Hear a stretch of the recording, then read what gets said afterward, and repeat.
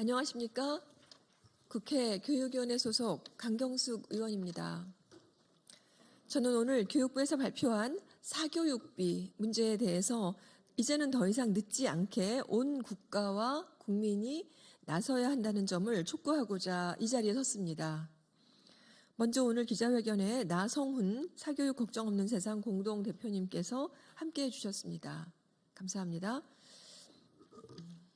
어제 교육부와 통계청은 2024년 초중고 사교육비 조사와 2024년 유아 사교육비 시험 조사 결과를 발표했습니다. 교육부는 발표를 미루다가 초등 의대반 문제가 지속적으로 제기되고 KBS 추정 60분 7세 고시 누구를 위한 시험인가 그 방송이 방영되고 난 이후에 2월 18일 날 사교육 걱정 없는 세상에서의 지속적인 촉구와 또 국회 교육위에서 제가 이 문제에 관해서 질의를 한 이후에 발표가 추진되었습니다. 결과는 사교육비는 초중고 29.2조 그리고 유아 3.3조를 합쳐서 총액이 32.5조 원입니다. 대한민국 초중고등학교 교육에서의 그 예산 거기에 절반에 이르르는 예산입니다. 2019년 20조 원을 넘고서 5년도 안 돼서 30조 원을 넘어섰습니다. 10년째 폭증해서 정점을 찍은 것입니다. 온 학생과 학부모와 국민이 고통받는 너무나 심각한 상황입니다. OECD가 3월 5일 발표한 한국에 태어나지 않은 미래 저출생 추세의 이해에서도 우리나라의 높은 사교육비 문제를 우리 사회의 핵심으로 짚었습니다. 여기서 2023년에만 학생 80% 사교육 참여, 부모 가처분 소득의 10% 이상 사교육비 지출을 지목했고 임금 격차, 장시간 노동, 경력 단절도 문제로 지목했습니다. 윤석열이 경로했던 킬러 문항 배제의 핵심도 사교육비를 잡는 일이었습니다. 교육부는 부랴부랴 2024년 9월 9일에 사교육비 경감 목표를 26.7조 원으로 잡은 바 있습니다. 그런데 이번 32.5조 원과는 5.8조 원이나 차이가 납니다. 정부의 무능이고 정부의 실패입니다. 책임져야 합니다.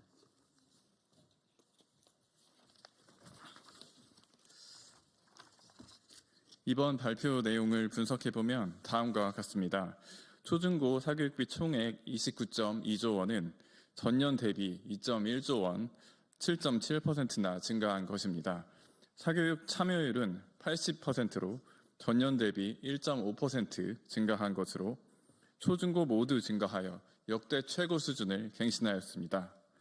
초중고생 1인당 월 평균은 47만 4만 원으로 전년 대비 9.3% 증가한 것으로 2024년의 소비자 물가 상승률 2.3%를 4배 이상 상회합니다. 교육부가 말하듯이 단순 물가가 사교육을 올린 게 아니고 학생과 학부모의 사교육 의존과 부담 증가의 결과입니다. 유아의 경우 7월에서 9월 총 3개월 사교육비가 8,154억 원이었는데 연간 환산하면 약 3.3조 원입니다. 학부모 지출이 늘어나는 12월에서 2월까지를 고려하면 그 이상이 될 것입니다. 유아 사교육비 본조사가 반드시 필요한 이유입니다. 이번 결과의 주요 특징은 다음과 같습니다. 첫째, 초등학교와 고등학교와 비교해 중학교의 사교육 참여율과 시간이 컸는데 사교육 참여율이 78%로 2.7%포인트, 참여 시간이 7.8시간으로 0.4시간 증가했습니다. 스카이, 수도권, 의대 진학을 위한 고교 서열화 영향이 중학교까지 전이된 것입니다. 둘째, 초등학교의 일반 교과와 예체능, 취미 교양 사교육도 큰 폭으로 올랐습니다. 일반 교과는 41.4만 원, 8.4%포인트 증가, 예체능, 취미 교양은 22.9만 원, 7%포인트 증가했습니다. 초등학교 사교육 문제는 초등 의대반은 물론 이제 사교육 문제의 핵심 고리가 되는 단계가 되었습니다. 셋째, 저소득층 사교육비가 고소득층에 비해 12배 더 증가했습니다. 월소득 300만 원 미만 가구의 1인 월 평균 사교육비는 20.5만 원으로 전년 대비 12.3%포인트나 올랐습니다. 800만 원 이상 고소득층 67.6만 원, 0.8%포인트 오른 것에 비해 12배 이상 상회합니다. 또한 부모 소득에 따른 고등학생 사교육비 참여율이 전 구간 평균 0.92%포인트 상승한 점도 심각한 결과로 분석됩니다. 2023년 상위 10% 이내와 하위 80에서 100%의 참여율은 마이너스 1.5%포인트, 마이너스 0.15%포인트 감소세였습니다.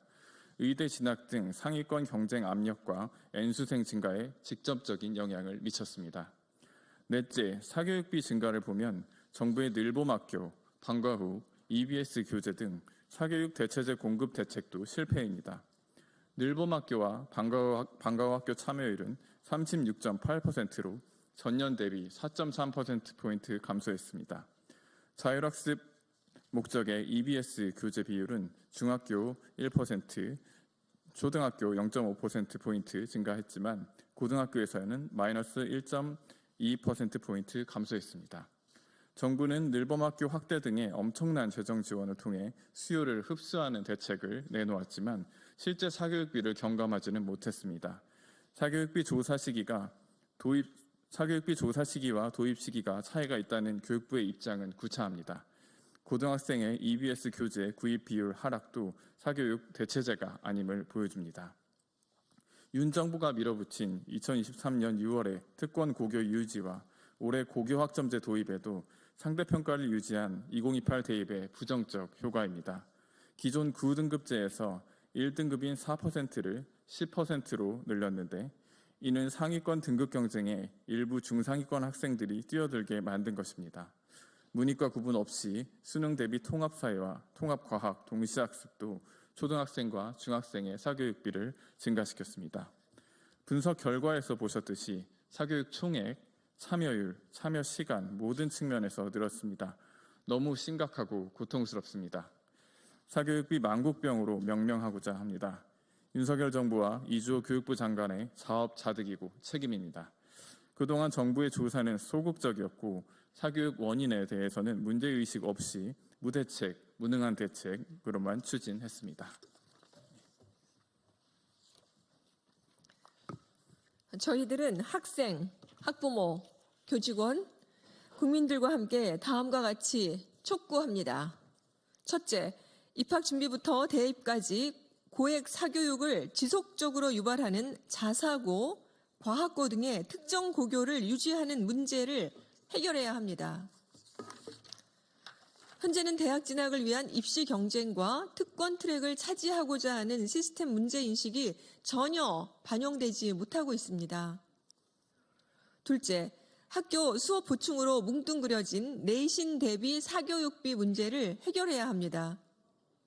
통상적인 예습과 학교급을 넘어서는 비정상적 선행 사교육을 구분해야 합니다. 높은 성적 구간, 수도권 거주, 월평균 소득이 높은 가구에 학생의 사교육 참여와 비용이 높은 까닭을 우리는 꼭 이해해야만 합니다. 셋째, 초중고등학교 사교육비 조사는 고소득층 수도권 가구의 적극적인 참여와 학교급이 바뀌는 1월 그리고 N수생을 포함시켜야 합니다. 과소 집계의 문제를 해소하고 유아 사교육비 본조사도 바로 실시하고 수험생의 3분의 1에 이르는 N수생의 사교육비 문제도 본격적으로 다뤄야 합니다. 마지막으로 정부는 사교육의 핵심 문제 요인을 직시하고 경쟁을 완화하고 고르게 양질의 교육을 제공할 종합 계획을 내놓아야 합니다. 여기에는 임금 격차와 대학 서열화 문제는 물론 양극화와 지역 소멸, 초저출생 위기도 담아내야 합니다. 단기 과제로는 초등의대반 방지법 통과, 중기 과제로는 변별 위주의 대입 정책, 고교 내신 절대평가 도입, 장기 과제로는 대학 교육의 질 향상 등 상향 평준화에 우리는 나서야겠습니다. 정부 발표에서 확인했듯이 이제 더 이상 미룰 수는 없습니다. 막대한 국가 사회적 비용의 낭비와 사교육 고통을 이제는 정말 극복해야 할 때입니다. 더 좋은 사회와 국가를 후세대에게 물려주기 위한 특단의 대책을 세우고 이를 해결하기 위해 국가와 국민 모두 힘을 모아주실 것을 간곡히 요청드립니다. 감사합니다.